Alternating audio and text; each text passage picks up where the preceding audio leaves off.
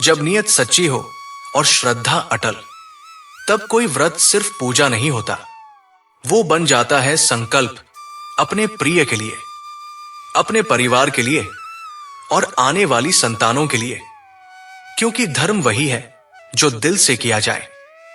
अब शुरू करते हैं इस चमत्कारी रहस्य से भरी जानकारी की यात्रा।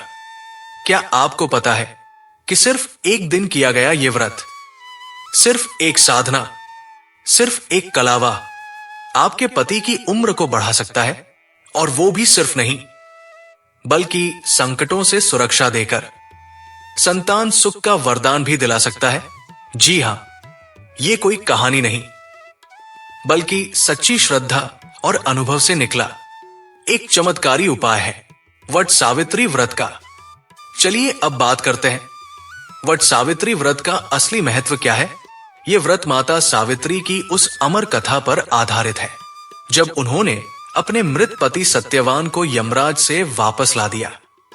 कहते हैं कि जिस स्त्री ने इस दिन मन, वचन और कर्म से व्रत किया, उसे पति की लंबी उम्र, सुखमय वैवाहिक जीवन और संतान का सुख अवश्य प्राप्त होता है। अब जानते हैं व्रत करने का चमत्कारी उपाय क्या है। इस दिन सुबह सूर्योदय से पहले उठकर स्नान करें, शुद्ध वस्त्र धारण करें और वट वृक्ष की पूजा करें। उसकी परिक्रमा करते समय एक विशेष मंत्र का जप करें। नमः भगवते वट वृक्षाय, मम पति दीर्घायु भव। और हर परिक्रमा पर एक सूती धागा वट वृक्ष पर बांधे। इसी व्रत के दौरान पति के दाहिने हाथ में कलावा बांधे और साइलेंटली मन में संकल्प ले, हे देवियों, मेरे पति को लंबी उम्र, सफलता और संतोषजनक जीवन प्रदान करें। अब बात करते हैं संतान सुख प्राप्त करने का विशेष उपाय क्या है। विस्तार से वट सावित्री व्रत को पति की लंबी उम्र और संतान सुख के लिए सबसे प्रभावशाली व्रतों में गिना जाता है। इस दिन माता सावित्री की भक्ति और तपस्या का इतना पुण्य फल माना गया है कि अगर कोई स्त्री पूरे भाव और विश्वास से एक छोटा सा उपाय कर ले, तो उसके जीवन में मातृत्व का द्वार खुल सकता है। अब जानते हैं उस दिव्य उपाय को विस्तार से। उपाय की तैयारी। इस व्रत वाले दिन सुबह ब्रह्म मुहूर्त में उठ जाएं। स्नान कर स्वच्छ पीले या लाल वस्त्र धारण करें। अपने पास एक पीले रंग का सूती धागा रखें।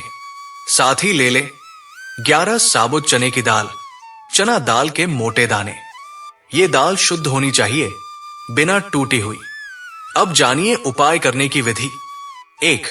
सबसे पहले एक पीले रंग के सूती धागे में उन 11 दानों को एक एक करके पिरो दे। ध्यान रहे कि दाने गिरे नहीं और गांठें ठीक से बंधी हों। 2. अब इस धागे को अपने हाथ में लेकर वट वृक्ष के पास जाएं। यदि वट वृक्ष घर के पास ना हो तो मंदिर या किसी शुद्ध स्थान पर स्थित पेड़ को भी वट वृक्ष का प्रतीक मानकर पूजा कर सकते हैं। 3. वट वृक्ष की पूजा करें। कच्चा दूध, जल, चंदन, रोली, फूल, मिठाई आदि चढ़ाएं। फिर दीपक और अगरबत्ती जलाकर वट वृक्ष के चारों ओर 7 परिक्रमा करें। 4.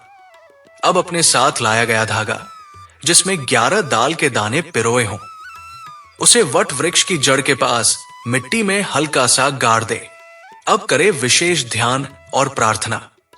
अपनी आंखें बंद करें और माता सावित्री को याद करें।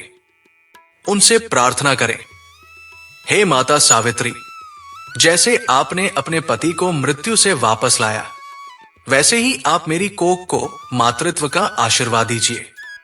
मुझे संतान सुख दीजिए, ताकि मैं भी आपका व्रत पूर्ण श्रद्धा से निभा सकूं।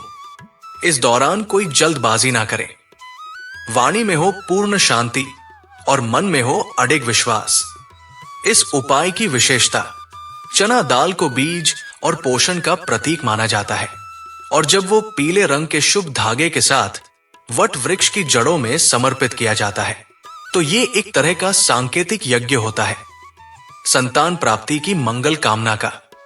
वट वृक्ष की जड़ें पृथ्वी की ऊर्जा को अपने भीतर खींचती है, और उसी ऊर्जा से ये संकल्प सूत्र जुड़ता है। यही कारण है कि जिन स्त्रियों ने ये उपाय सच्चे मन से किया है, उनके जीवन में कुछ ही समय में चमत्कारिक परिवर्तन देखने को मिले हैं। अगर ये जानकारी आपके मन को छू गई हो या आपको इसमें श्रद्धा का एहसास हुआ हो तो कमेंट बॉक्स में एक बार जय माता दी जरूर लिखें। शायद आपकी श्रद्धा ही किसी और को प्रेरणा दे दे। अब जानिए कुछ बेहद जरूरी सावधानियां। इस दिन झूठ ना बोले, क्रोध ना करें, किसी का दिल न दुखाएं और व्रत को मजबूरी नहीं, एक प्रेमयी जिम्मेदारी समझकर करें। व्रत के दौरान जल और फल के अलावा कुछ भी न ले। पूजा में तामसिक वस्तुओं का प्रयोग न करें। यदि आप यहां तक पहुंचे हैं और यह जानकारी आपके मन को छू गई हो तो कमेंट बॉक्स में जय माता दी जरूर लिखें ताकि परमात्मा की कृपा आप पर सदैव बनी रहे। अब अंत में व्रत के बाद क्या करें? शाम को व्रत खोलते समय अपने पति के चरण स्पर्श कर आशीर्वाद लें और उन्हें मिश्री या मिठाई खिलाकर व्रत का समापन करें। फिर एक दीपक जलाकर वट वृक्ष के नीचे रख दें और अपनी प्रार्थना माता सावित्री तक पहुंचा दें। देखा आपने कितना अद्भुत है ये एक दिन का व्रत, जो एक स्त्री के प्रेम, त्याग और आस्था का जीवंत उदाहरण है। ये सिर्फ व्रत नहीं है बल्कि एक स्त्री की आत्मिक शक्ति का साक्षात रूप है। यदि आपको ये जानकारी अच्छी लगी हो तो इसे अन्य श्रद्धालुओं तक जरूर पहुंचाएं ताकि वो भी इसका लाभ उठा सके। इस वीडियो को जितना हो सके उतना शेयर करें और ऐसी ही रोचक जानकारियों के लिए हमारे चैनल को सब्सक्राइब करें और बेल आइकन जरूर दबाएं ताकि हर नई जानकारी आप तक सबसे पहले पहुंचे। जिस स्त्री में श्रद्धा हो उसके वचन में शक्ति होती है और जब श्रद्धा शक्ति बन जाए तो चमत्कार खुद ब खुद होने लगते हैं। जय माता दी।